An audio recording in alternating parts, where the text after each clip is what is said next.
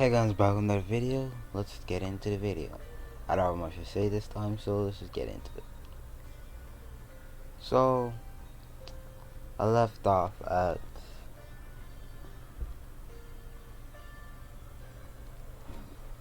oh, okay. So we skip back a few years from where we left off. Deku went to the site of where he massacred all those people, and this time he found something weird. It was a dome, just a pure dome of ice. He walked towards it, but when he walked, ice spikes started to shoot at him, and he just phased through them. So he got close and he phased through the dome, and he looked at a girl. This girl had white hair, and the left half of her hair was starting to turn a little bit red. He, Before he could speak, she started to bombard him with pillars of ice, but he broke them easily. He said, calm down. I'm not here to hurt you." And she didn't believe him. Issei told him, "You wanna know how all these people died? You're looking at the person who did it." She looked at him puzzledly and she remembered his face. And she knew who he was. So she calmed down and he started talking to her, asking what happened to her. She explains that she got done from a fight that they were forcing her to do, and when she finished, she went to lay down. But when she went to lay down, she heard screaming and yelling and a lot of people dying, so she just curled up in a ball. When she heard the explosion, she used the ice dome to cover herself. This is where she first activated her quirk. So yeah, she didn't have the quirk before.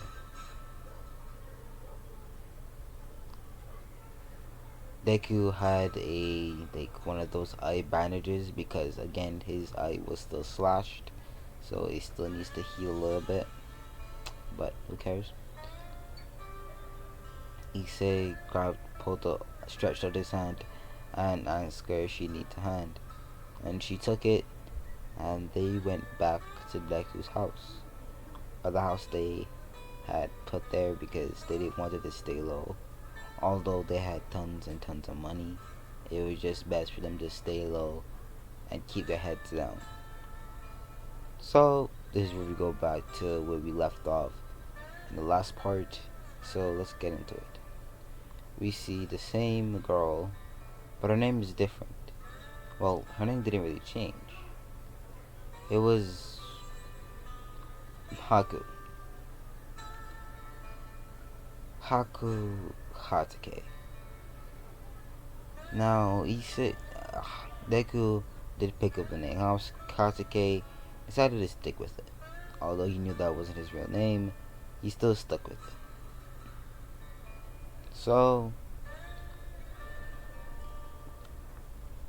Haku sat behind Deku and wrapped her hands around his neck and kissed him on the cheek, making Deku look to the side. Because remember where I left off with, they were at a beach. And this is where Najura spoke up and asked Deku if he's going to the UA, and and Deku says he is going to UA. And yeah. Now a few days passed after that, and they go in. Before they were gonna leave to go to UA, that being Jiro, Deku, and Mina, and Haku. Haku now had one half white hair, one half red hair. She didn't get it. She's Todoroki's twin sister, but obviously it never sold her because she thought she was useless. Never's not just a bad father, he's also sexist. Anyways, Deku, they heard on the news about the report of the massacre. Well, it was a massacre. They said bombing, but they knew very well that it was a massacre. they started talking about it on news and saying about how the suicide bomber, and they only figured out about it like a few days ago, and most of the corpse already rotten and like skin and flesh already gone. So yeah, it wasn't really anything, to be honest. But the families were in grief. But Deku, for some reason, didn't feel any sorrow for doing that. And why would he? They made his life a living hell. So, what's the problem with him making their lives a living hell? Didn't change anything, does it?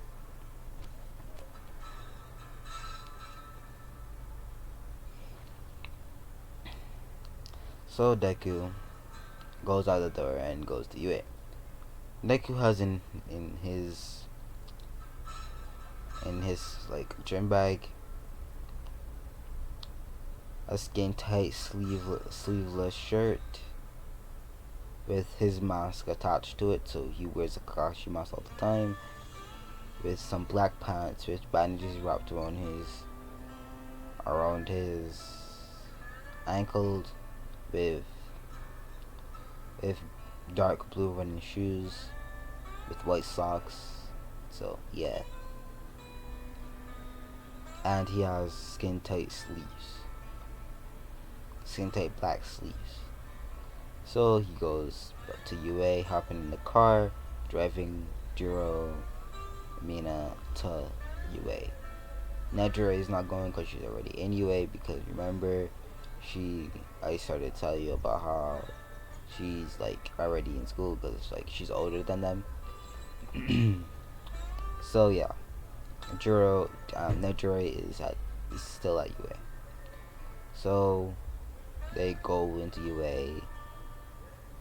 Deku doesn't catch with the rocket this time, because if you don't remember, even if she saw her fall and he was right there, he still wouldn't help her. But his brother did.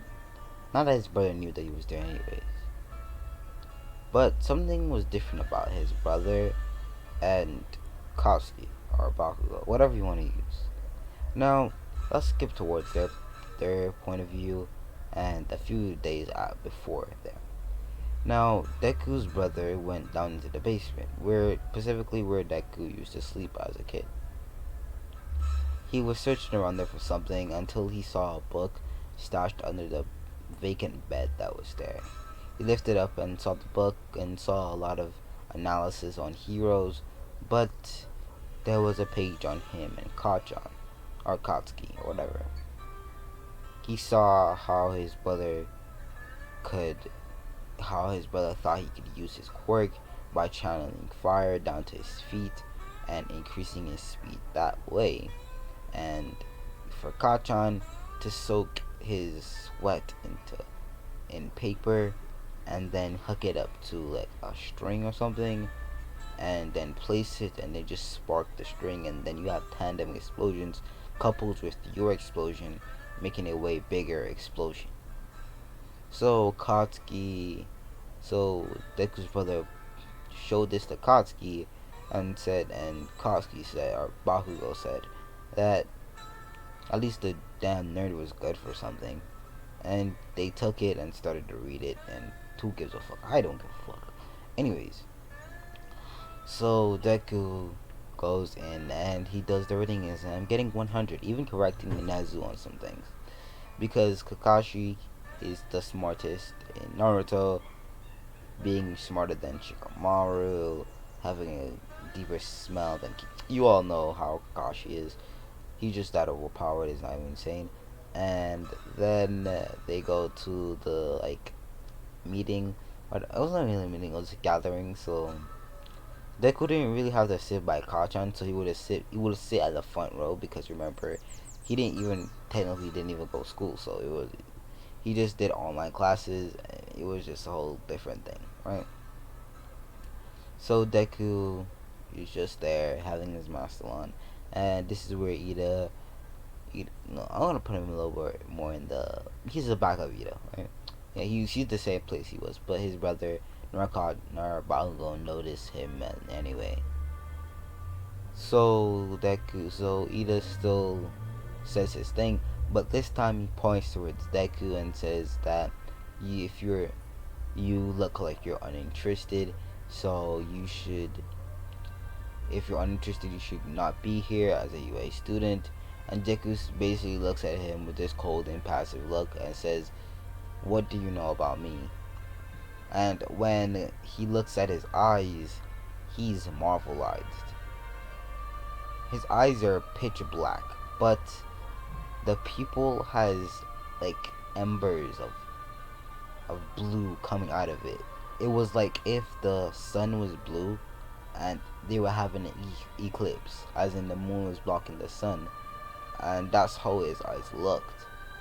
So it was pretty beautiful if there was look at it properly.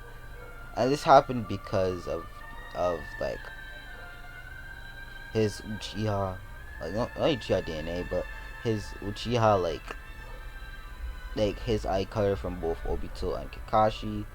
So that happened. And his original eye color.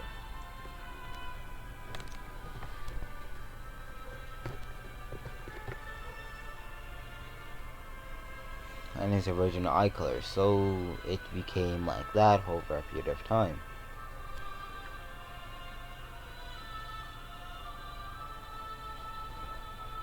So Deku says to mind your business. My business is not your business, and if I want to look impassive, I can look impassive. And then he re-excites every single word that came out of President White's mouth. It made it look like I was uninterested, but honestly, I was just showing no expression towards what he was saying. Doesn't mean I'm not listening. So next time, can you please mind your business and leave me alone? And Deku puts his head down, and President Mike finishes his speech, and everything goes. So then then Deku just runs off into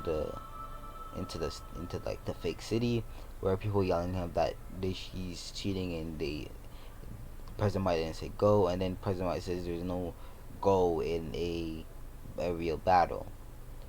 So Deku then activates a Chidori in his hand, and he jumps toward a 3-pointer and shoves it into his head. Then he weaves some hand signs and slams his hand on the ground and says lightning hound jutsu, and 15 lightning hounds come and attack 15 3-pointers, who backflips and land on the 2-pointer and slips his head off with a Chidori. He then kicks one, and then wood swings come out of the robot, ultimately destroying it.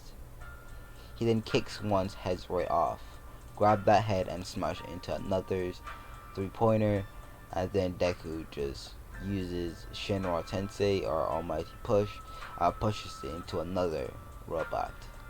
Deku uses another set of hand signs and says Fireball Jutsu, burning one to a crisp and putting it really down.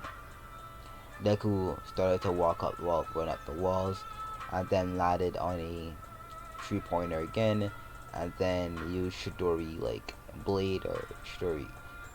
Where remember when Sasuke can extend his Chidori into like a sword thing? He basically did that and said Chidori. What was call it? Call that shit again.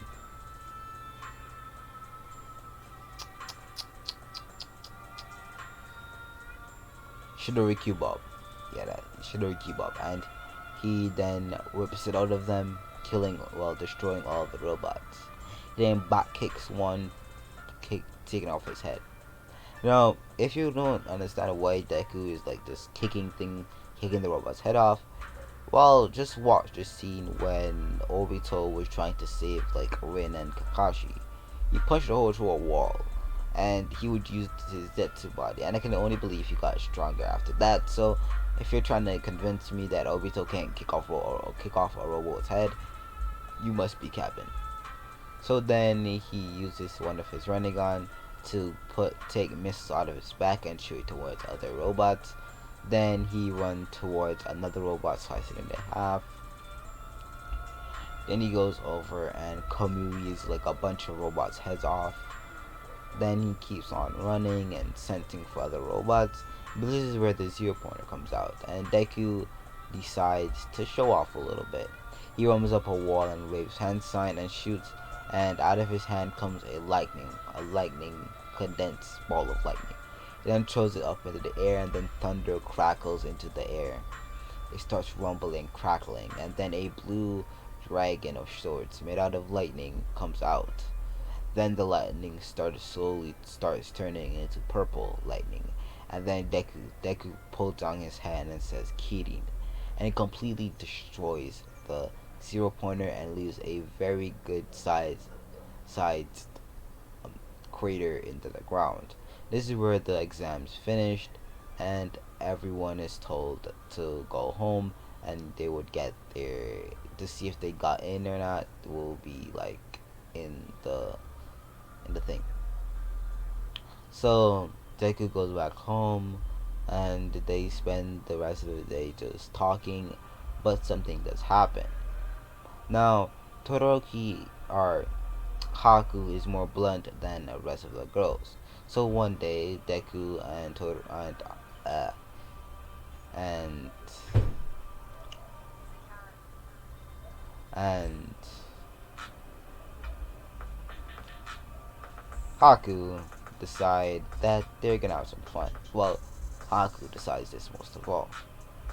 Haku Haku gets up and walks in front of Deku. Deku was watching TV at the point, so he didn't expect this. So he looks at her and asks her what she wants.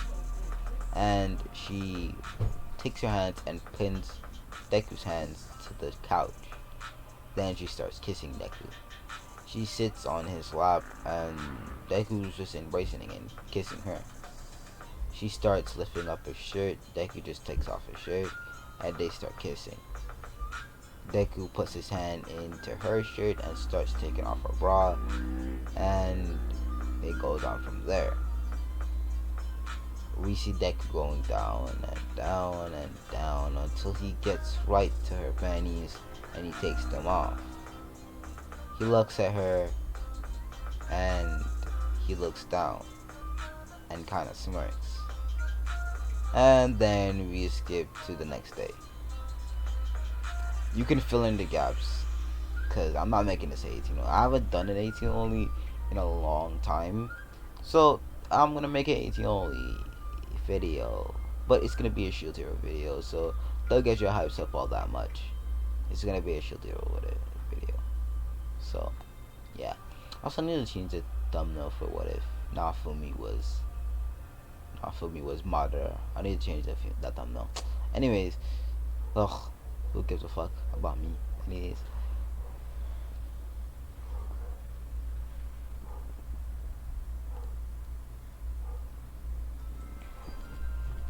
Deku gets the mail and he opens it, and it says he gets the highest score ever, even surpassing All Might's score. And he does get informed that he will be the representative of the first years this year, and he's on a full-time scholarship at UA since how much points and how much academic points and points he got in general in the exam. So Deku gets his clothes, his uniform in the mail. So does Jiro. So does Jiro. Haku. I'm gonna call her Todoroki sometimes, but Haku or Caitlyn sometimes. It doesn't really matter. I'm gonna use Caitlyn. Yeah, Caitlyn, not Haku. So it's Caitlyn. So Caitlyn got her clothes, and then Jure didn't have to get clothes, so she's already going. Mina got clothes. Now let's focus on Mina for a bit. Mina has drastically changed. Her skin became a little bit more human-like, but I'm not the same time doesn't look the same way as a human. She has lighter skin, of course, but I don't want to take that pink aesthetic off of her, because I really like her pink skin, but I guess some people don't, because some people was saying that change Mina, bro. Like, Mina's not I don't care. Mina is a really lovable character in my book, so I don't know what's wrong with her. So I think it's just like because she looks like because she's pink. So I don't really know. So I'm gonna make her less pink for you guys. That's kind of racist, but okay. I'm not really gonna delve into that fact because I kind of don't give a fuck. But okay, cool. So she's a little lighter, but she's not. She doesn't look like a full human. She's not full human skin. It's a little bit pinker than average, but it's still there. Her eyes are just technically she's still the same. So yeah, but her horns are a little more like they're a little bit more thicker and curved. So like how so think of Asta's horn when he gets into Black Asta mode. Basically think of that. Put the same color as her original horns, and it's basically that, but she has two instead of Asta only having one. So she has two of like basically Asta's horns. So they're curly and they're thick. So yeah, she gets that, and her hair still turns pink, but it is straight. But hers is straight. So she lets it just flow behind her, and it's at her. It's at her hips. So yeah. So, but something with her quirk is different. She has better mastery of her quirk, being able to make construct out of pure acid, and stuff like shields, walls, swords, even bow and arrows. This is because she actually learned a technique to spread acid particles into the air, but I only keep them around her. So it took her years to learn this complete defense of control, but she eventually got that control to do such a thing, and it became like second nature. So she's always releasing smiley particles of acid. So whenever she just needs something to construct out of acid, she just creates it in her hand. So yeah. So they go off the first AUA, but everything turns into canon. But Deku getting first on everything. I don't really want to cover this. I just want to go into the fights. At first, I was gonna do basically a bell test, but that's too generic, and I'm just gonna go with the original canon thing. If you want me to do another test where there is a bell test, just comment down below. I'll gladly do it because I really wanted to do the bell test, but I realized that was kind of really unfair to everybody in the fucking class because Deku could just make a clone for everyone and it could body everyone. So yeah. So Deku just goes and he's still him and Uraraka, sadly. So when Uraraka tries to make a plan with Deku, Deku kind of ignores her. Yes, it's not in Deku's character, but it's just how he is now. But talking on that fact, I kind of skipped his suit, so let's go into that. Deku is wearing an Ambu style jacket with a sleeveless skin tight shirt under the Ambu vest, with his sleeves with skin tight sleeves, exposing his armpit and shoulders. Yeah, his armpit and shoulders. His hair is down because he mostly keeps it up sometimes, but it's down at this point. He wears his same mask where his scar is visible by his eye, and his eyes are the same way that I mentioned earlier. He has on like long pants with those straps wrapped around his like ankles, and shinobi shoes, and he's just there, bro. And on his back, he has the kanji for captain, and he had this kanji because he's the first year's leader, and he's gonna be the second year and the third year. But it's only first years for now because again they're in the first year of UA, so the first year. So he'll be the second year when they go up to the second year. He'll be the second year representative when it goes to the second with third year.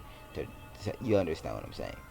So yeah, Deku wanted to ignore her, but he realized that that's not really hero-like, so he did indulge into one of her plans. But then he quickly explained the flaw in that plan, so he told them just to head on straight in.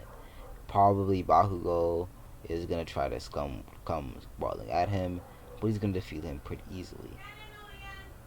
But she said you won't. Bakugo would beat your ass, and Deku looked at her with a kind of confused look, but brushed it off.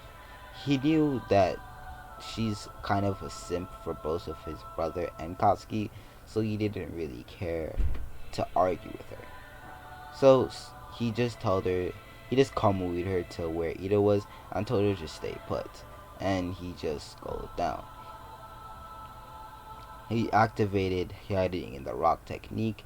I believe Kakashi would have known this because he copied over 1,000 jutsu. He would have caught that jutsu at some point.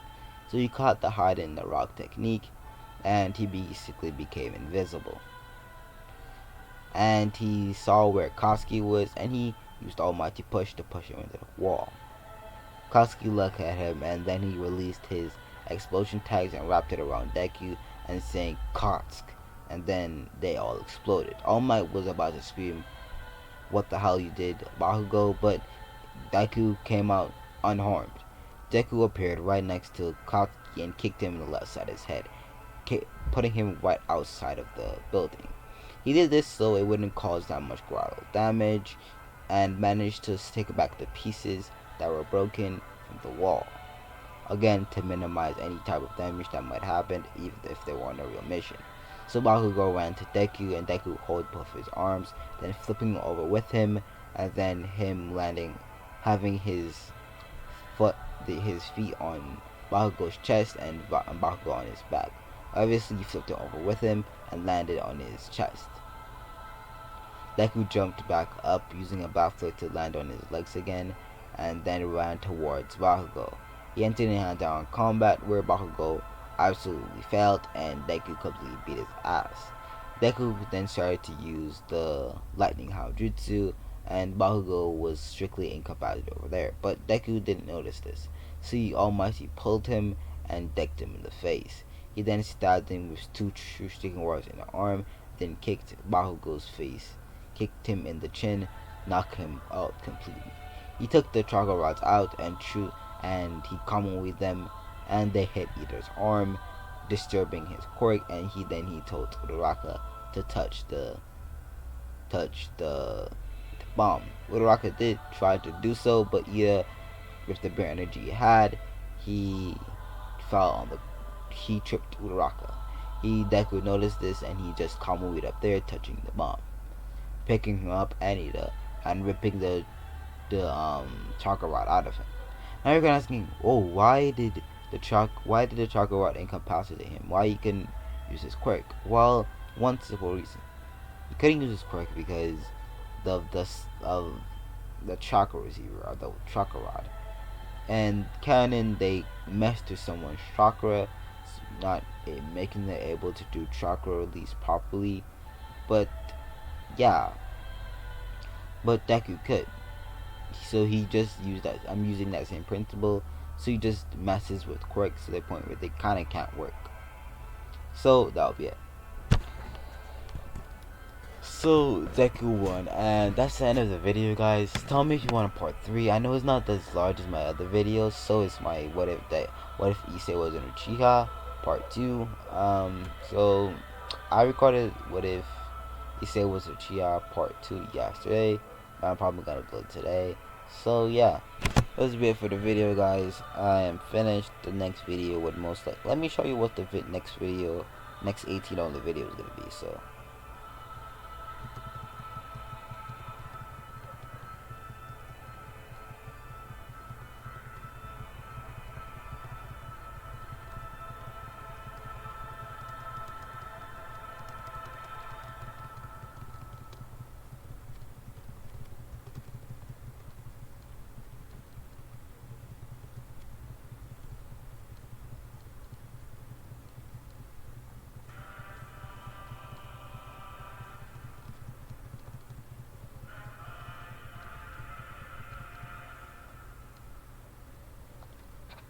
next 18 only, bros. Next 18 only. What if Nafumi had the power of the Hokage?